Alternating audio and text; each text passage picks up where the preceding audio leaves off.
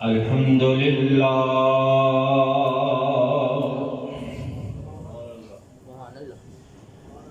الحمد للہ رب العالمین سبحان اللہ والعاقبۃ للمتقین سبحان اللہ والصلاة والسلام على سید الانبیاء والمرسلین سبحان اللہ واصحابہ الہادین المہدیین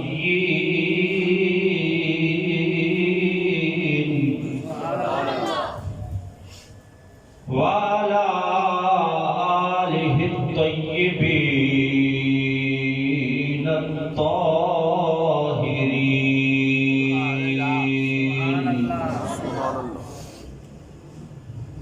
وأولیاء ملتہ وعلماء امتہ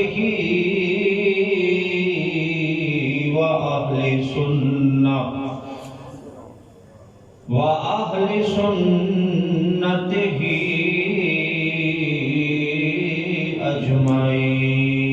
أجمعين أما بعد فأعوذ بالله من الشيطان الرجيم بسم الله الرحمن الرحيم قال الله تعالى في الكلام المجيد والبرهان الرشيد يا أيتها النفس المطمئنة ارجعي إلى ربك راضية مرضية فادخلي في عبادي وادخلي جنتي آمنت بالله صدق الله مولانا العظيم وصدق رسوله النبي الكريم الأمين الصلاة والسلام عليك يا رسول الله الصلاة والسلام عليك يا حبيب الله الصلاة والسلام عليك يا رحمة للعالمين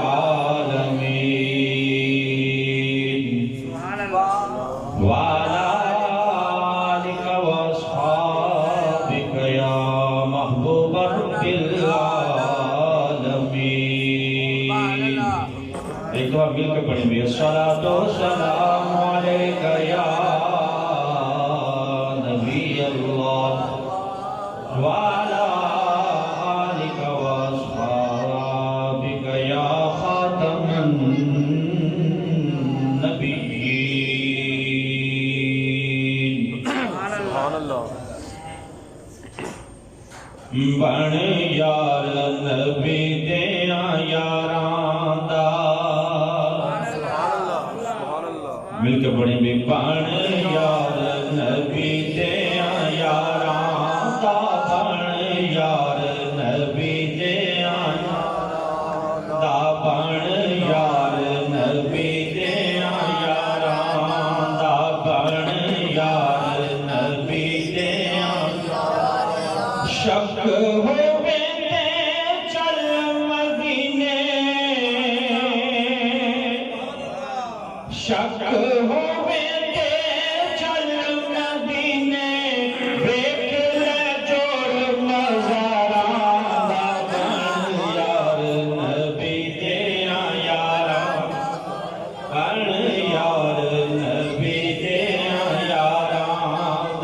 پڑھ بھی پڑھ یار نبی دے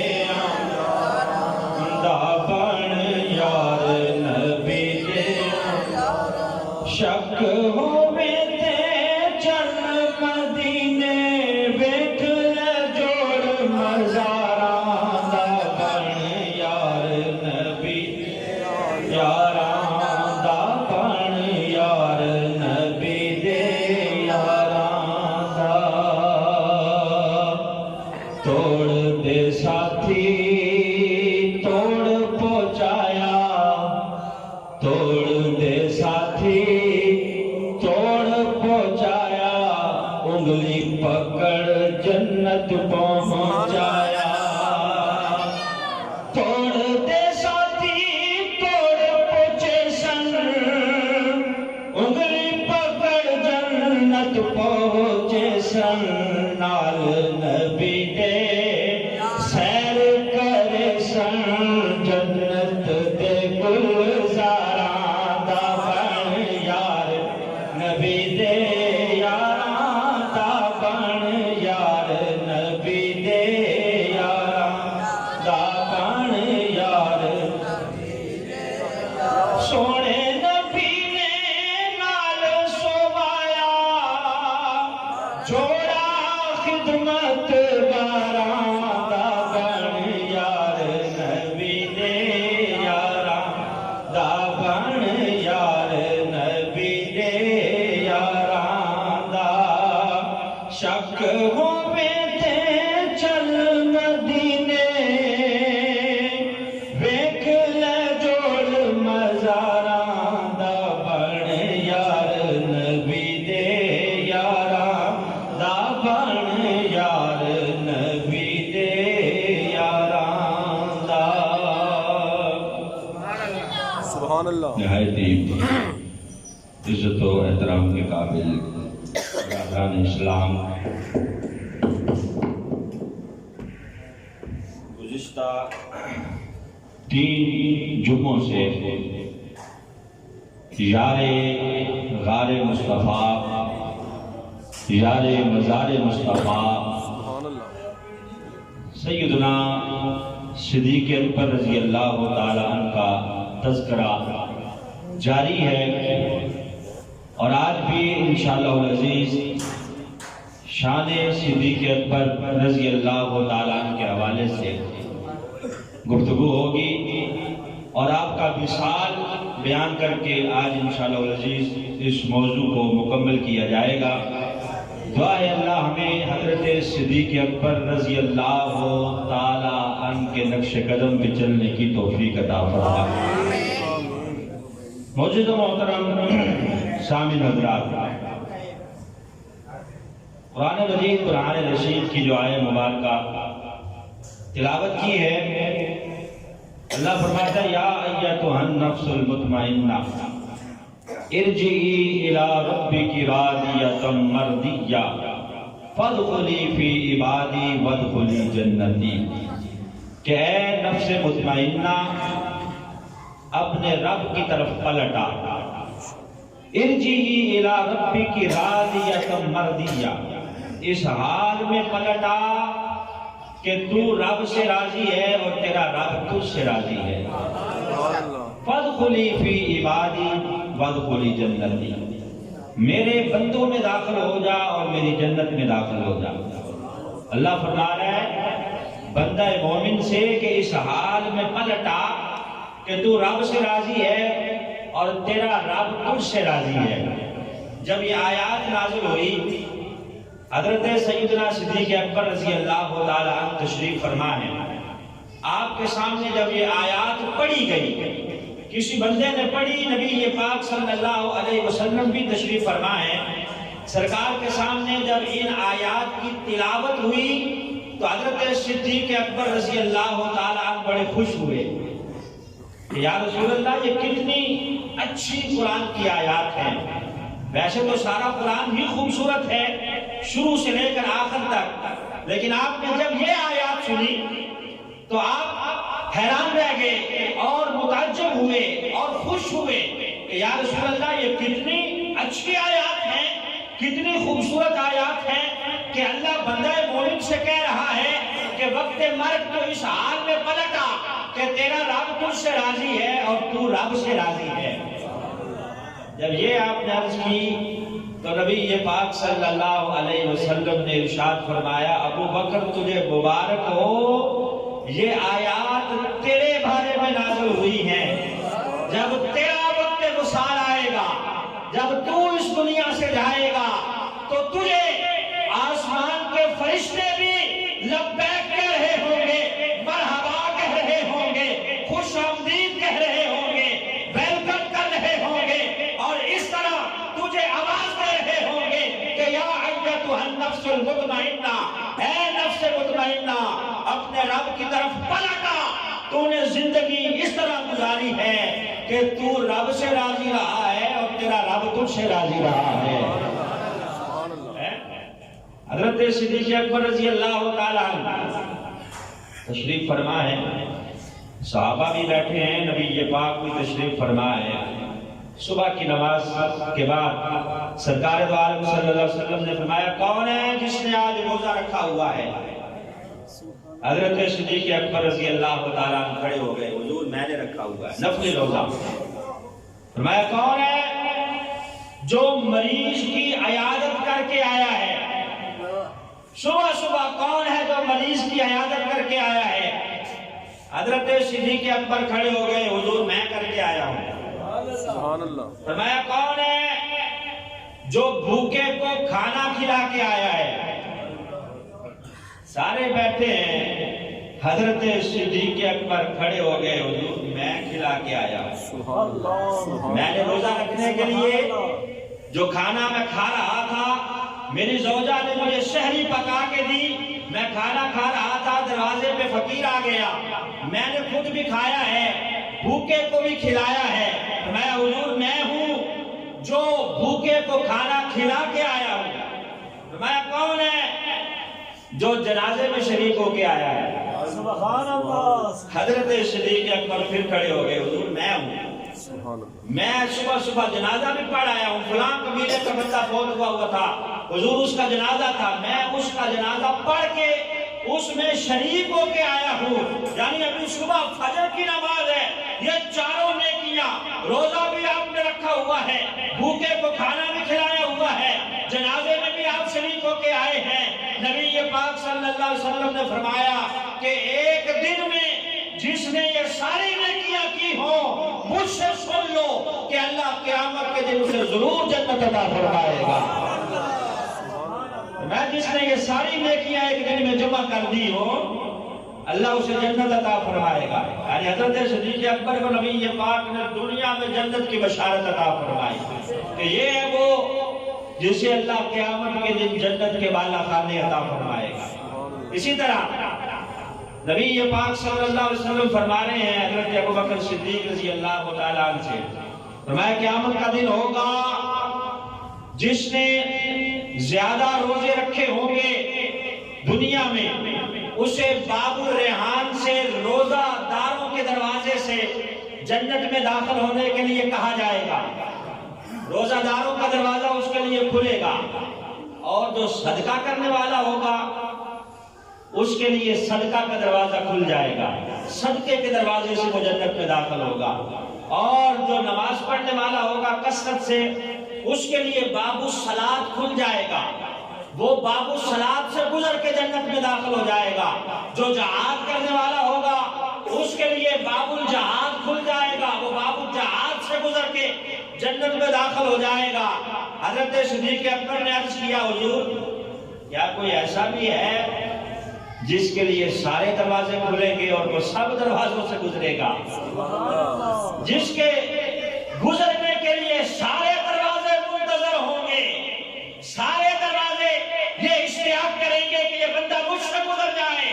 نبی پاک نے فرمایا ابو بکر تجھے مبارک ہو، تو وہ بندہ ہے قیامت کے دن جنت کے سارے دروازے کھل جائیں گے، ہر دروازہ یہ آرزو کر رہا ہوگا کہ ابو بکر مجھ سے گزر جائے اور میری شان و شوکت کو چار چاند لگا دے۔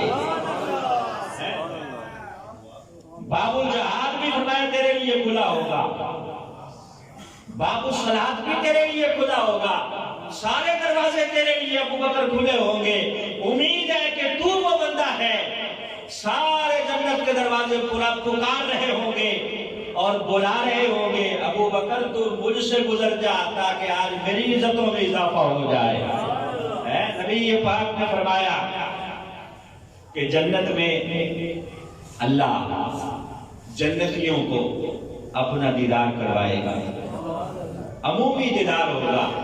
मैं अबू बकर वो हैं जिनके लिए अल्लाह खसूसियत के साथ अपना दीदार करवाएगा, खसूसियत, खास तौर पे अल्लाह इन्हें अपना दीदार करवाएगा। नबी ये बात ने फरमाया ना कि सबके एहसानों के बदले मैंने दे दिए हैं, इन्हें अल्लाह इनके एहसानों का बदला जन्नत में अता फरमाएगा। वो क्या होगा कि अल्लाह खुसूसियत के साथ हजरत अबू बकर को अपना दीदार अता फरमाएगा, खुसूसियत के साथ हजरत अबू बकर को अल्लाह रब्बुल इज्जत अपना दीदार अता फरमाएगा।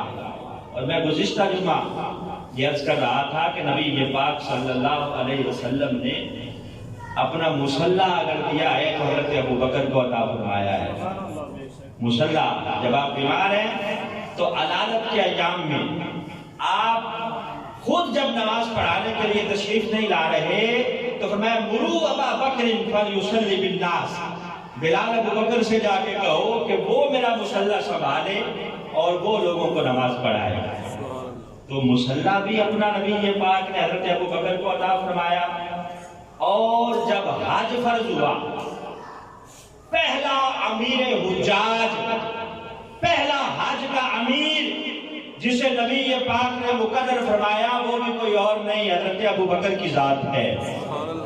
पहला हज जब मुसलमानों पर फर्ज हुआ तो सरकार खुद हज करने तशरीफ नहीं ले गए, नबी ये पाक ने अमीर हज मुकर्रर किया है तो हजरत अबू बकर को मुकर्रर किया है। सारे सहाबा मौजूद हैं, हजरत अली भी मौजूद है, हजरत अब्दुर्रहमान बिन औफ भी मौजूद हैं, हजरत अबू बकर, हजरत उमर, हजरत उस्मान, सारे सहाबा मौजूद हैं। लेकिन अमीर हज अगर मुकर्रर किया है तो सरकार ने हजरत अबू बकर को मुकर्रर किया है। मैं तुम जाओ, लोगों को ले जाओ और हज के लिए तुम्हें अमीर मुकर्रर किया जाता है।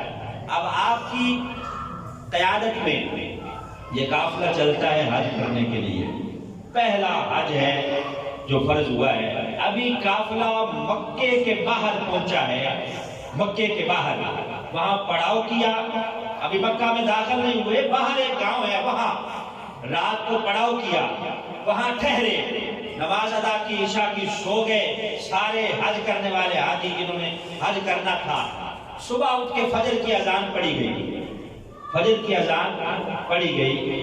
अजान फजर के बाद जाहिर है अब नमाज होना थी, नमाज के लिए सफ़े बन गई, अकामत हो गई। तकबीर के बाद कितना टाइम होता है नमाज? चंद सेकंड होते हैं, तकबीर कही जाती है तो अल्लाह अकबर कह के इमाम नमाज की नियत बांध देता है। अब सारे हुज्जाज पीछे खड़े हैं, हजरत अबू बकर मुसल्ला इमामत पे हैं, पहाड़ों की तरफ से ऊँटने की आवाज आई, ऊँटने की आवाज। हजरत सिद्दीक़ अकबर रज़ी अल्लाह तआला अन्हु को चाहिए तो था कि नमाज पढ़ाते, लेकिन मुखातब होके हाजियों से कहने लगे मुझे वो फुला पहाड़ की ओर से नबी के पाक की उठने की आवाज आ रही है कि तुम्हें आ रही है? अब उठनियों की आवाजें तो सबकी एक जैसी होती हैं, लेकिन हजरत अबू बकर के इश्क के सदके जाए नबी ये पाक की उठने की आवाज भी पहचानते थे, है? और आपने ये भी बताया कि ये सरकार की फुला उठने की आवाज है, फुला उठने की आवाज नबी ये पाक की सवारी की मुझे आ रही है, पहाड़ के पीछे से तुम्हें आ रही है? सबने कहा आवाज तो आई है। जैसे ही तस्दीक हुई आप उस पहाड़ की तरफ दौड़ पड़े जहां से आवाज आ रही है। अब नमाज तैयार है, चाहिए था नमाज पढ़ाते, लेकिन दौड़ पड़े उस तरफ जहां से नबी ये पाक की सवारी की आवाज आ रही है। सदके जाऊं अबू बकर के इश्क के नबी ये पाक की सवारी की आवाजों को भी पहचानते हैं और दौड़ पड़े हैं उस तरफ जहां से आवाज आ रही है। जब आप वहां पहुंचे जहां आवाज आ रही थी तो देखा सरकार की ऊँटनी पर हजरत अली मुर्तजा सवार है اور آ رہے ہیں.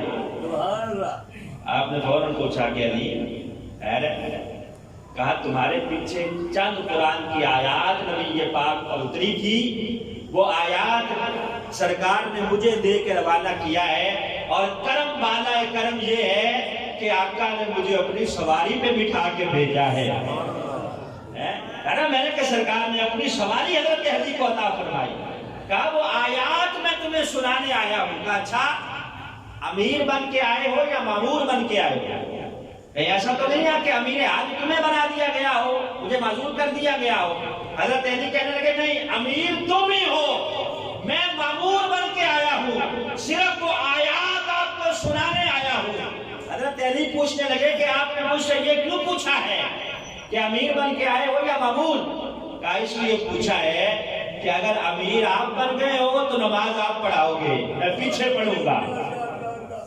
اگر آپ کو امیر بنا کے بھیجا گیا ہے، یہ صحابہ کی آپس میں محبت دیکھیں. حضرت علی سے کہنے لگے کہ اگر آپ کو امیر حج مقرر کر کے نبی پاک نے بھیجا ہے تو تقاضا یہ ہے کہ مصلی امامت تم سنبھالو، فجر کی نماز تم پڑھاؤ اور میں پیچھے پڑھتا ہوں. اگر امیر میں ہی ہوں، تم مامور ہو، تو مجھے اجازت دو، میں نماز پڑھاتا ہوں. حضرت علی کہنے لگے جناب آپ ہی امیر ہیں، لہذا مصلی بھی آپ ہی سنبھالیں، میں بھی آپ کے پیچھے نماز پڑھتا ہوں. علی صرف آواز سنی ہے سواری کی تو دوڑ پڑے ہیں. حضرت صدیق اکبر رضی اللہ تعالیٰ کہ کہیں سرکار تو نہیں آ رہے سوار ہو کے اپنی سواری پہ؟ اگر سرکار ہے تو سرکار نماز پڑھائیں. نبی پاک کے ہوتے ہوئے میری کیا مجال ہے کہ میں مصلی پہ ٹھہروں؟ اسی طرح نبی پاک صلی اللہ علیہ وسلم کی زندگی میں آپ ایک قبیلے کی طرف تشریف لے گئے صلح کروانے کے لیے. تو اس قبیلے کا آپس میں کوئی اختلاف ہوا، سرکار صلح کروانے کے لیے تشریف لے گئے. پیچھے سے اب نماز کا وقت ہو گیا، نماز ظہر ہے یا نماز عصر ہے. حضرت بلال نے اذان پڑھی. اذان پڑھنے کے بعد صحابہ نے متفقہ طور پر حضرت ابو بکر کو مصلی امامت پہ کھڑا کر دیا کہ سرکار تو شاید تاخیر سے آئیں گے کیونکہ گئے ہوئے ہیں صلح کروانے کے لیے، تو اس لیے نماز کا ٹائم ہو گیا ہے، آپ مصلی امامت پہ آئے اور صحابہ کو نماز پڑھائیں. حضرت صدیق اکبر رضی اللہ تعالیٰ عنہ مصلی امامت پہ ہے. ادھر سے این نماز کے دوران نبی پاک صلی اللہ علیہ وسلم تشریف لے آئے. اب سارے صحابہ ظاہر ہے نماز پڑھ رہے تھے، قبلہ کی طرف منہ تھا. سرکار جب پیچھے سے تشریف لائے ہیں تو ایک صف ٹوٹی، نبی پاک آگے، پھر صف ٹوٹی، صفیں ٹوٹتی گئی. صحابہ نے تسبیح کرنا شروع کی، زور زور سے سبحان اللہ اور آوازیں لگانا شروع کی تاکہ حضرت ابو بکر کو مخاطب کریں کہ حضور آ گئے ہیں، آپ پیچھے تشریف لے آئے. حضرت ابو بکر مصلی امامت پہ ہیں. جب نبی پاک بالکل پیچھے پہنچ گئے تو سرکار دو عالم صلی اللہ علیہ وسلم کی طرف مڑ کے حضرت ابو بکر نے دیکھا کہ حضور آپ آئیں. نبی پاک نے فرمایا ٹھہرے رہو، نماز مکمل کرواؤ. باوجود اس کے کہ سرکار فرما چکے، حکم دے چکے کہ تم نماز پڑھاؤ، حضرت ابو بکر پیچھے ہٹے، نبی پاک کو پکڑ کے آگے کیا. سرکار دو عالم صلی اللہ علیہ وسلم نے نماز پڑھائی. جب نماز مکمل ہوئی تو میں ابو بکر میں نے کہہ جو دیا تھا کہ تم ٹھہرے رہو، تو پھر ٹھہرے رہتے. تو حضرت ابو بکر نے جواب کیا دیا؟ کہا حضور ابو کو آفا کے بچے کی مجال کیا ہے کہ آپ کے ہوتے ہوئے مصلی پہ ٹھہرا رہی ہے. میں اپنا نام بھی نہیں لیا، اپنے ابا کے نام سے اپنے آپ کو پکار کے کہنے لگے کہ مجھ ابو کو آفا کے بچے کی مجال کیا ہے کہ میں آپ کے ہوتے ہوئے مصلی امامت پہ ٹھہرا رہوں. حضور آپ آ گئے ہیں تو یہ مصلی بھی آپ کا ہے، یہ عزتیں آپ کی وجہ سے ہے. آپ نماز پڑھائے، ہم آپ کے پیچھے نماز پڑھیں گے. یہ صحابہ کرام رضوان اللہ علیہ اجمعین کا عشق ہے. نبی پاک صلی اللہ علیہ وسلم تشریف فرمائے ہیں، اندھیری رات ہے، آسمان پر ستارے جگمگ کر رہے ہیں، چمک رہے ہیں. سیدہ عائشہ رضی اللہ تعالی عنہا کے گود میں نبی پاک صلی اللہ علیہ وسلم کا سر ہے، گھٹنے پر آپ نے سر رکھا ہوا ہے اور ماہو آرام ہے. حضرت عائشہ رضی اللہ تعالی عنہا پوچھنے لگی کہ حضور یہ آسمان کے ستاروں جتنی نیکیاں بھی کسی کی ہوں گی؟ سیدہ عائشہ جانتی ہیں کہ نبی پاک اپنے غلاموں کی نیکیوں سے واقف ہیں اور آسمان کے ستاروں کی تعداد بھی جانتے ہیں۔ کہا حضور اتنی نیکیاں بھی کسی کی ہیں جتنے آسمان کے ستارے ہیں؟ فرمایا ہاں عائشہ ہے۔ کہا کس کی؟ کہا عمر کی نیکیاں آسمان کے ستاروں جتنی ہیں۔ جب سرکار نے یہ فرمایا سید عائشہ رضی اللہ تعالیٰ عنہا کی آنکھوں میں آنسو ہیں۔ کہا حضور میں نے تو سوچا تھا کہ آپ میرے ابا ابو بکر کا نام لیں گے، آپ نے عمر کا تذکرہ کیا ہے۔ میرے بابا کی نیکیاں کہاں گئی جنہوں نے ساری زندگی حضور آپ کی خدمت کی ہے، مال اپنا آپ کے قدموں پہ نشاور کیا ہے، حضور جنہوں نے بچپن سے لے کے بڑھاپے تک آپ کی خدمت کی ہے، ان کی نیکیاں کہاں گئی؟ نبی یہ بات نے فرمایا عائشہ ٹھہر جاؤ آگے سنو۔ کہا حضور فرمائیے۔ کہا عمر کی پوری عمر کی نیکیاں ابو بکر کی ایک نیکی کے برابر ہیں۔ عمر بھر کی نیکیاں عمر کی ابو بکر کی ایک نیکی کے برابر۔ ایک نیکی کون سی ہے؟ علماء نے لکھا ہے کہ وہ غار والی نیکی ہے۔ وہ غار والی نیکی ہے کہ جس میں آپ 3 دن اور 3 راتیں نبی پاک کے چہرہ بدعا کی زیارت کرتے رہے ہیں۔ تو حضرت فاروق اعظم جیسے جلیل القدر صحابی بھی فرمایا کرتے تھے کاش میں ابو بکر کے سینے کا بال ہوتا، میں ابو بکر کے سینے کا بال ہوتا۔ یہ مقام حضرت سیدنا صدیق اکبر رضی اللہ تعالیٰ عنہ ہے۔ اور محبت رسول کا عالم یہ ہے، نبی پاک نے ایک دن انگوٹھی دی، تو میں ابو بکر یہ لے جاؤ اور اس کے اوپر لکھوا لاؤ لا الہ الا اللہ۔ کیا لکھوا لاؤ؟ لا الہ الا اللہ۔ اب آپ نے وہ انگوٹھی لی اور زرگر کے پاس نقاش کے پاس گئے، اس سے جا کے کہا کہ اس کے اوپر لکھ دو لا الہ الا اللہ محمد الرسول اللہ صلی اللہ علیہ وسلم۔ لا الہ الا اللہ محمد الرسول اللہ، پورا کلمہ لکھنے کو کہا۔ اس نے لکھ کے انگوٹھی آپ کے حوالے کر دی کہ یہ لو۔ جب آپ لے کر نبی پاک صلی اللہ علیہ وسلم کی خدمت میں آئے، سرکار دو عالم صلی اللہ علیہ وسلم نے انگوٹھی کو دیکھا تو اس کے اوپر لکھا ہوا تھا لا الہ الا اللہ محمد الرسول اللہ و خلیفۃ ابی بکر۔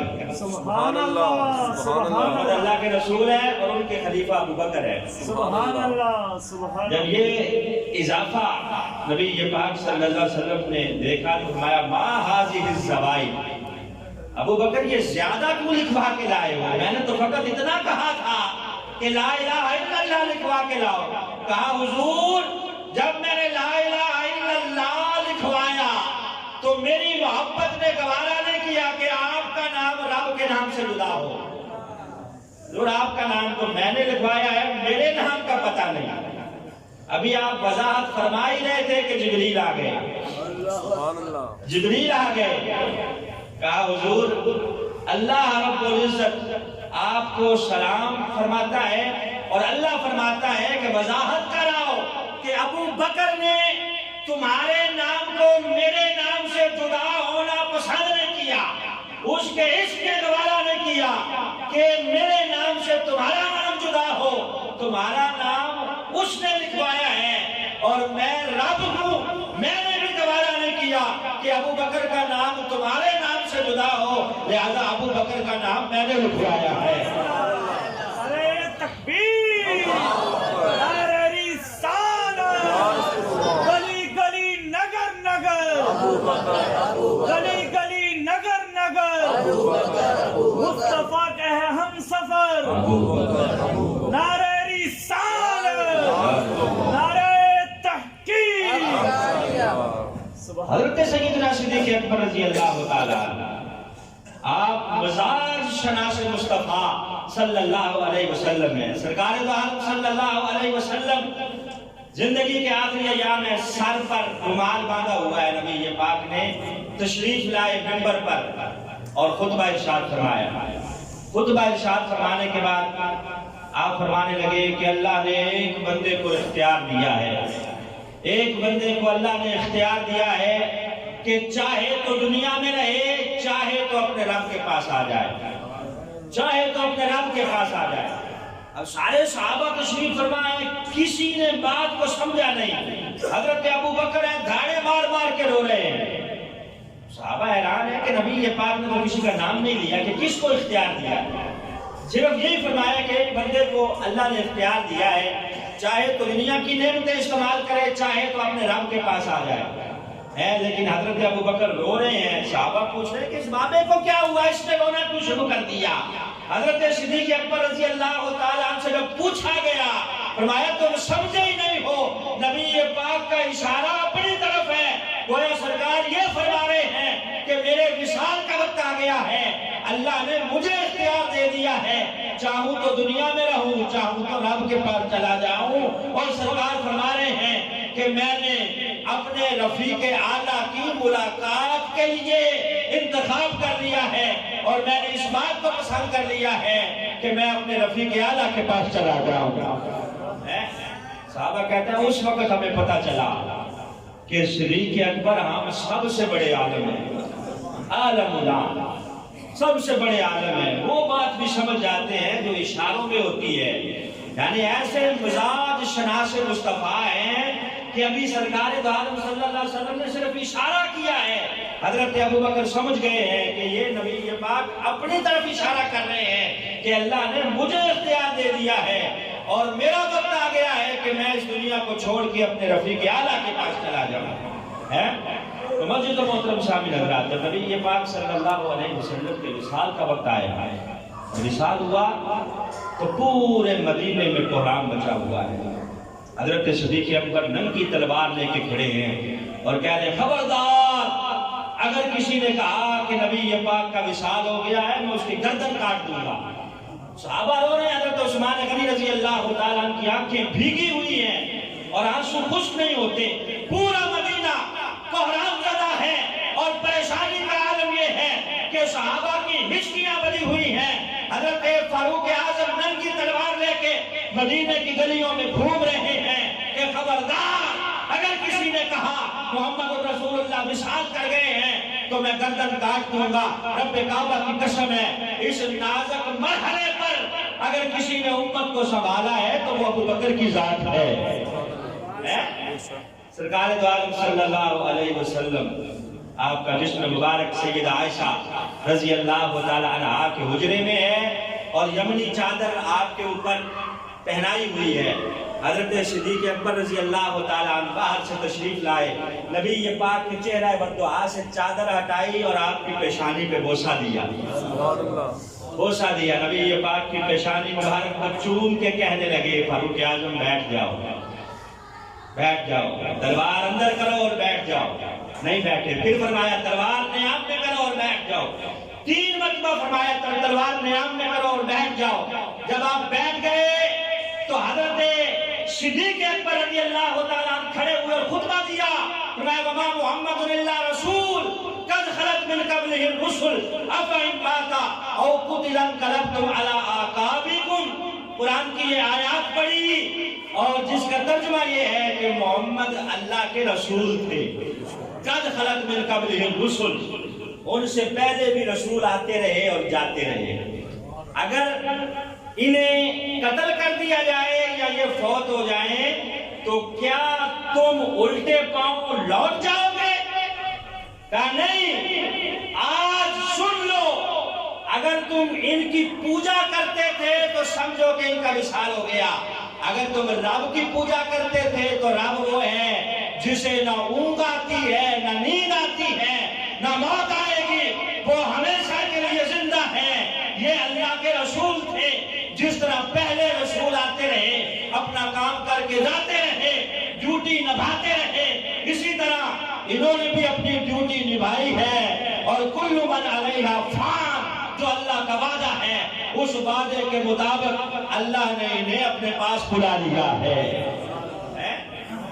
اس وقت اس نازک مرحلے پر سارے صحابہ کو سنبھالنے والے حضرت صدیق اکبر، خبردار بیٹھ جاؤ، توجہ کرو کہ یہ اللہ کے رسول تھے، اللہ کے رسول ہیں، انہوں نے اپنی ڈیوٹی پوری کی ہے اور اللہ نے وعدہ اجل کے مطابق انہیں اپنے پاس بلا لیا ہے۔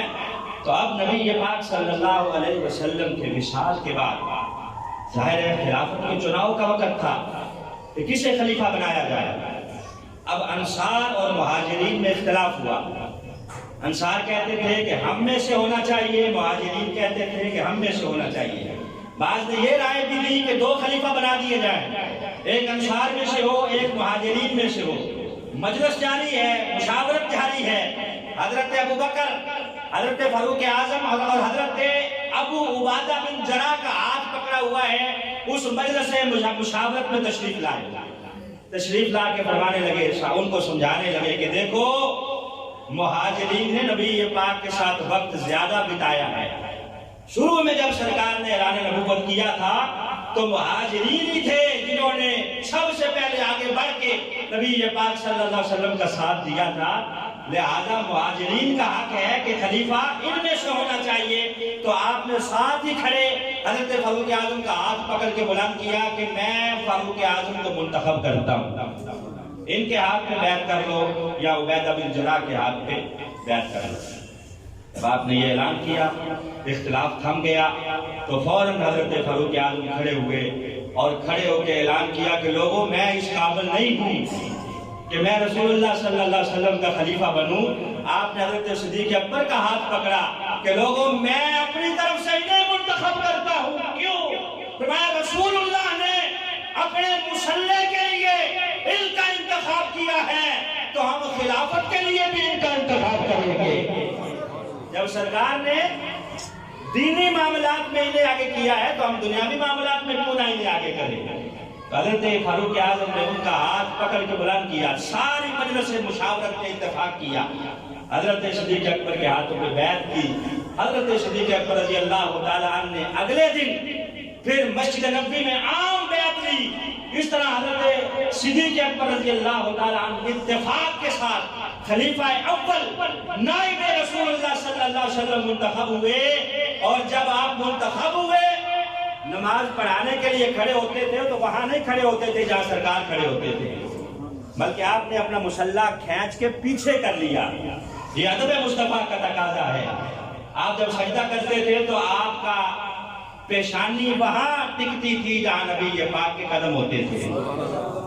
اور آپ نے جب ممبر پہ جلوہ افروز ہوئے تو وہاں ممبر پہ نہیں بیٹھے جہاں سرکار بیٹھتے تھے. یہ ایک سیڑھی جو آج علماء کرام چھوڑتے ہیں نا، یہ حضرت صدیق اکبر کی سنت ہے کہ سب سے اوپر نبی پاک صلی اللہ علیہ وسلم تشریف فرماتے تھے تو حضرت صدیق اکبر رضی اللہ تعالیٰ عنہ ممبر پہ وہاں بیٹھے ہیں جہاں نبی پاک صلی اللہ علیہ وسلم کے قدم مبارک آتے تھے. یہ محبت رسول اور ادب رسول کا تقاضا تھا کہ آپ وہاں بیٹھے ممبر پہ جہاں سرکار دو عالم صلی اللہ علیہ وسلم کے قدم ہوتے تھے. اور آپ نے کبھی نبی پاک صلی اللہ علیہ وسلم کی برابری نہیں کی. تو جب صحابی نبی پاک کی برابری نہیں کرتا تو آج 14ویں صدی کا کوئی ملا اٹھ کے کہے کہ رسول اللہ میرے جیسے ہیں، میں ان کے جیسا ہوں، تو اس کی عقل پہ تف ہے. اسے سوچنا چاہیے کہ جب صحابہ میں کوئی رسول اللہ کا برابر نہیں ہے تو ہم کہاں نبی پاک صلی اللہ علیہ وسلم کے برابر ہو سکتے ہیں. تو حضرت صدیق اکبر رضی اللہ تعالیٰ عنہ نے خلافت کی ذمہ داری جب سنبھالی ہے تو پہلا خطبہ دیا ہے، کہا لوگوں مجھے تمہارا امیر بنا دیا گیا ہے، حالانکہ کسی لحاظ سے بھی میں تم سے افضل نہیں ہوں. خطبہ دے رہے ہیں کہ مجھے بنا دیا گیا ہے لیکن میں افضل نہیں ہوں، برابر ہوں. جب تک میں اللہ کی اطاعت کروں تم میری اطاعت کرتے رہنا، جب میں اللہ کی اطاعت نہ کروں تمہیں کوئی حق نہیں ہے کہ تم میری اطاعت کرو. اور کہا کہ جو تم میں سب سے زیادہ کمزور ہے وہ میرے نزدیک سب سے زیادہ طاقتور ہے، جو سب سے زیادہ طاقتور ہے وہ میرے نزدیک سب سے زیادہ کمزور ہے. لہذا میں طاقتور اور کمزور کا فرق مٹا رہا ہوں. حضرت صدیق اکبر پہلا خطبہ دے رہے ہیں کہ خبردار مجھے بنا دیا گیا ہے لیکن میں اس قابل نہیں ہوں، کسی لحاظ سے میں تم سے بہتر نہیں ہوں. مجھے چن لیا گیا ہے تو لہذا اب ظاہر ہے اس بات پہ اتفاق کرنا ہوگا. حضرت سیدنا صدیق اکبر رضی اللہ تعالیٰ نے جب خلافت سنبھالی ہے تو بڑا نازک دور تھا. کچھ منافقین ایسے تھے جنہوں نے زکوٰۃ کا انکار کر دیا. جب رسول اللہ صلی اللہ علیہ وسلم تو تشریف لے گئے ہیں لہذا زکوٰۃ ہم نہیں دیں گے، زکوٰۃ کے ہمارے اوپر بوجھ ہے، نعوذ باللہ. وہ ٹیکس کہنے لگے کہ یہ ٹیکس ہے، موصول ہے جو ہم سے لیا جاتا ہے. انہوں نے زکوٰۃ کا انکار کر دیا. حضرت فاروق اعظم نے منکرین زکوٰۃ کے خلاف جہاد کیا. تو میں جو نبی پاک کے زمانے میں زکوٰۃ کا اونٹ دیتا تھا اور ساتھ رسی بھی دیتا تھا گھٹنا باندھنے کے لیے، اب اگر کوئی اونٹ دے گا رسی نہیں دے گا تو فاروق اعظم اس کے خلاف بھی جہاد کرے گا. اسی طرح زکات دو جس طرح نبی پاک کے زمانے میں دیتے تھے. اور پھر کچھ شیطانوں نے جھوٹا نبوت کا دعویٰ کر دیا. ان میں سب سے آگے مسیلمہ کذاب تھا. جنگ یمامہ جو حضرت صدیق اکبر رضی اللہ تعالیٰ عنہ کے دور میں پہلی جنگ ہوئی ہے، یہ ختم نبوت کے موضوع پہ ہوئی ہے.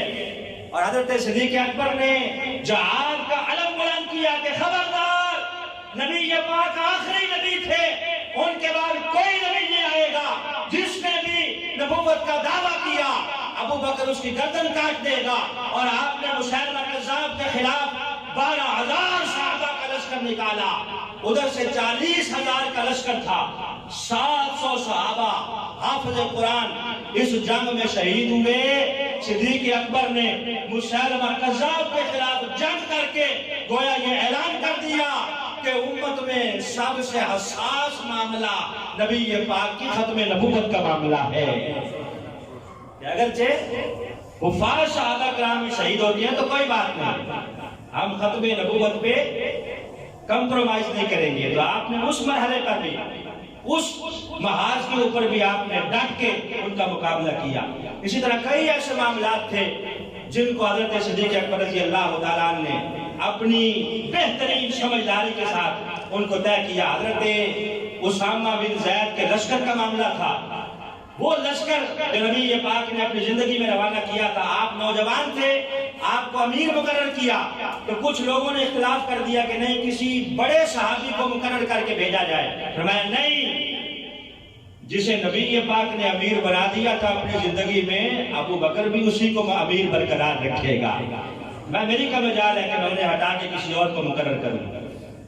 2 سال 3 مہینے 10 دن تقریباً 2.25 سال آپ نے خلافت کی یہ نازک ترین ذمہ داریاں ادا کی. نازک ترین ذمہ داریاں باوجہ بخار. آپ کو نمونیا ہوا، سردی کا موسم تھا، آپ نے بخار، آپ نے غسل کیا اور اس غسل کی وجہ سے آپ کو بخار ہوا. وہ بخار 15 دن جاری رہا. 15 دن آپ نے ایک دن اسی بخار کے عالم میں اپنی بیٹی سیدہ عائشہ سے پوچھا کہ آج کیا دن ہے؟ کہا ابا جان آج پیر کا دن ہے. کہا رسول اللہ کا وصال کس دن ہوا تھا؟ کہا پیر کے دن. کہا مجھے آج امید ہے کہ میں اپنے خالق حقیقی سے جا ملوں گا. جب نبی پاک کا وصال ہوا تو آپ کی عمر مبارک 63 سال تھی. حضرت صدیق اکبر کا وصال ہوا تو عمر مبارک 63 سال ہے. 63 سال ہے. اسی بیماری کے عالم میں آپ نے وصیتیں کی. کہا عائشہ جب میں فوت ہو جاؤں تو میری ایک چادر وہ پرانی جو میرے کپڑوں میں موجود ہے وہ لے لینا اور 2 نئی چادریں لے کے مجھے کفن دے دینا. سیدہ عائشہ کہنے لگی ابا جان آپ مسلمانوں کے خلیفہ ہیں، آپ کے لیے 3 چادریں نہیں خریدی جائیں گی، پرانی چادر سے آپ کو کفن کیوں دیا جائے؟ حضرت صدیق اکبر کہنے لگے بیٹا سنو، نئے کپڑوں کی ضرورت مردہ سے زیادہ زندہ آدمی کو ہوتی ہے. کہا بندے کے اعمال اچھے ہوں تو کفن بے شک پرانا ہی کیوں نہ ہو اللہ جنت کے دروازے کھول دے گا.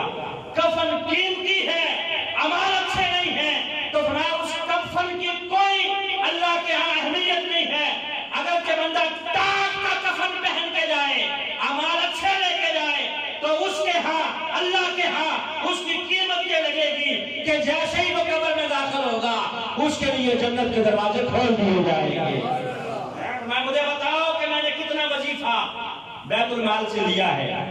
بتایا گیا کہ 6,000 درہم بنتے ہیں جو آپ نے سارے خلافت کے دورانیے میں وظیفہ لیا ہے.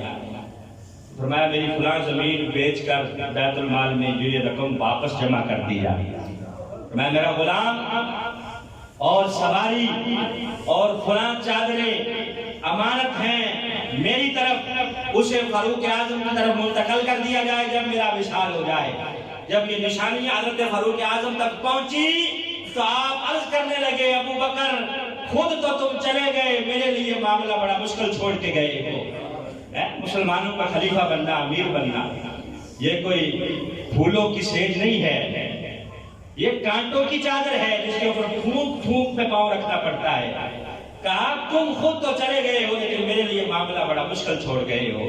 حضرت سیدنا صدیق اکبر رضی اللہ تعالیٰ عنہ کا جب وصال ہوا تو اب ظاہر ہے آپس میں گفتگو ہونے لگی کہ انہیں تدفین کہاں کی جائے، دفن کہاں کیا جائے۔ تو سیدہ عائشہ کہنے لگی یہ میرے ابا جان تھے، آج میری بات مانی جائے گی، انہیں میرے حجرے میں دفن کیا جائے گا۔ کہا کیوں؟ کہا میں نے خواب دیکھا تھا اپنی زندگی میں، وہ خواب یہ تھا کہ میرے آنگن میں آسمان سے 3 چاند اتر آئے ہیں، 3 چاند اتر آئے ہیں میرے شہر میں، اور میں نے اس کی تعبیر اپنے ابا جان سے پوچھی تھی۔ انہوں نے کہا بیٹا تمہارے حجرے میں کائنات کے 3 بہترین شخص جو ہیں ان کی قبریں بنے گی، یہ تمہارے خواب کی تعبیر ہے۔ جب نبی پاک کا وصال ہوا تو ابا جان کہنے لگے کہ تمہارے خواب کا ایک حصہ مکمل ہو گیا ہے، لہذا اب دوسرا حصہ مکمل ہو، میرے ابا جان کو میرے حجرے میں دفن کیا جائے۔ حضرت علی المرتضیٰ رضی اللہ تعالیٰ عنہ آپ بھی آگے کہا مجھے ابو بکر نے اپنے پاس بٹھایا تھا اپنی علالت کے ایام میں اور کہا تھا علی مجھے تم غسل دینا ان ہاتھوں سے جن ہاتھوں سے تم نے نبی پاک کو غسل دیا تھا۔ اور ایک روایت کے مطابق حضرت اسما بنت امیس نے حضرت صدیق اکبر کو غسل دیا اور آپ کے بیٹے عبد الرحمن نے معاونت کی، اور ایک روایت کے مطابق حضرت علی المرتضیٰ رضی اللہ تعالیٰ نے غسل دیا۔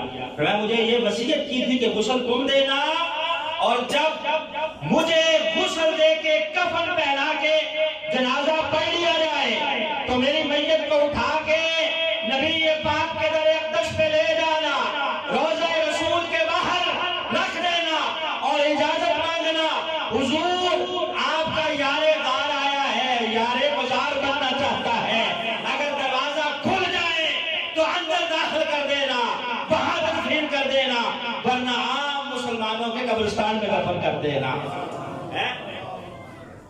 دہلی کہتے ہیں کہ مجھے وصیت کی تھی کہ مجھے اٹھانا، میری میت کو نبی پاک صلی اللہ علیہ وسلم کے در اقدس پہ لے جانا۔ اسی وصیت کے مطابق آپ کی میت کو دست خاکی کو لے جایا گیا، لے جا کے روضہ انور کے باہر رکھا گیا۔ صحابہ کہتے ہیں دروازہ مقفل تھا، تالا لگا ہوا تھا۔ جب اجازت مانگی گئی کہ حضور یار غار آیا ہے، یار مزار بننا چاہتا ہے، اجازت مانگ رہا ہے، تو اندر سے آواز آئی ادخل الحبیب الی الحبیب فإن الحبیب الی الحبیب مشتاق، دیر کیوں کرتے ہو، محبوب کو محبوب سے ملا دو۔